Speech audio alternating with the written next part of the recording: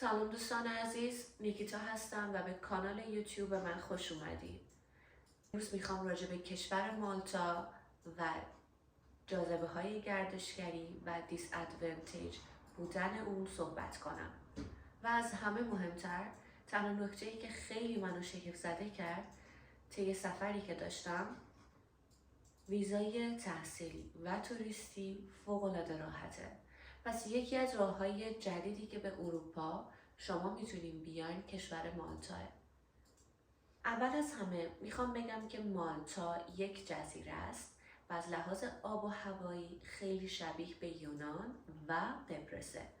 پس 300 روز آفتاب هست و هوای فوق‌العاده گرم و آفتابیه. شرط میبندم الان که نزدیک کریسمسه، کلی مردم برای کریسمس و سال جدید به این کشور سفر کردند.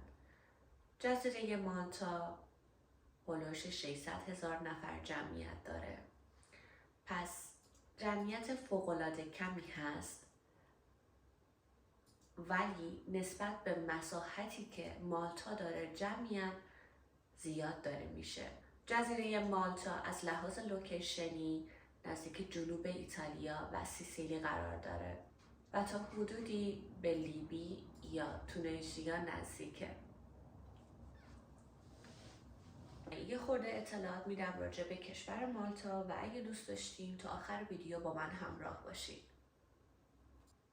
مردم مالتا به زبان انگلیسی و مالتیش تسلط خیلی بالایی دارن. این کشور کاملا داره الان روی بیزنس و سرمایه گذاری تمرکز میکنه. مردم مالتا مردمان فوق‌العاده گرم و دوست داشتنی و صمیمی هستند و نسبت به تجربه هایی که من توی کشورهای اروپایی داشتم، مردم مالتا فوق‌العاده صمیمی و کمتر نژاد پرست هستن.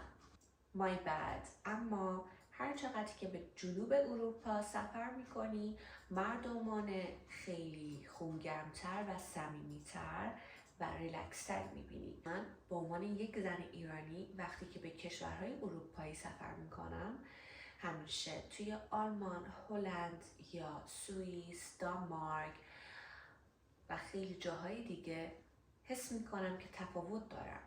ولی زمانی که به اسپانیا، پرتغال، گریس، قبرس و هر چقدر ساوتر سفر میکنم، خیلی ریلکس‌تر و عادی‌تر هستم. Anyway، مالتا یکی از جذابترین جاذبه های گردشگریه. یکی از قدیمی ترین سنگ ها و موزه های باستانی توی مالتاست. پس تا حدودی با دوره مصر هم قدمتی داره. غذاهای مالتایی فوق‌العاده خوشمزه است و یکی از معروفترین غذاهاش غذای خرگوشه. جزیره گوزو و کومینو یادتون نره. این جزیره راحت میتونیم با بوت سفر کنیم و بی‌نظیر ترین ویو و دست نخورده ترین روستاهای ساحلی رو میتونیم ببینیم. اونجا شهر بوده ولی با گذر زمان الان دیگه هیچ کس توش زندگی نمیکنه. از لحاظ توریستی باید بگم که جزیره مالتا فوق‌العاده بی‌نظیره و ارزش اینو داره که حتما یه بار سفر کنیم بهش. من هلوش 12 شب توی مالتا بودم و باید بگم که یکی از جذابترین و دلنشین ترین خاطره هامو اونجا ساختم. اینستاگرام فیدبک های زیادی داشتم از اینکه چجوری سفر کردی به اروپا، آیا راهی هست که به ما معرفی کنی که مهاجرت کنیم برای اروپا. براتون یه راه جدید پیدا کردم. مالتا در حال حاضر داره روی بیزنس و سرمایه گذاری و جمعیت تمرکز میکنه. بودم برای ماساژ و اونجا چند تا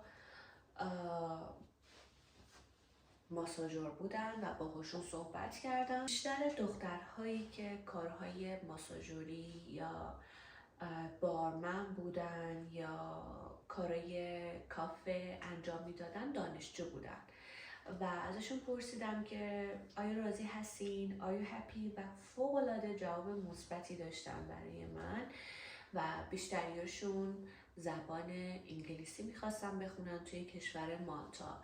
خیلی از آدم ها از یوکی میان و اونجا بازار دارن، مغازه دارن یا بیزنس یا خیلی چیزایی دیگه.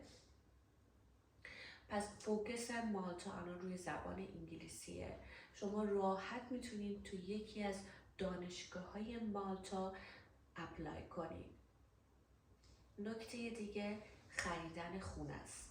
پس به جای که بریم پرتغال خونه بخریم میتونیم توی کشور مالتا فکر کنیم، چون به نسبت خونه ها از پرتغال هزینه‌اش کمتره. من عزیز امیدوارم که با تماشای این ویدیو تونسته باشم کلی اطلاعات راجع به کشور مالتا بهتون بدم. تا ویدیو بعدی، take care.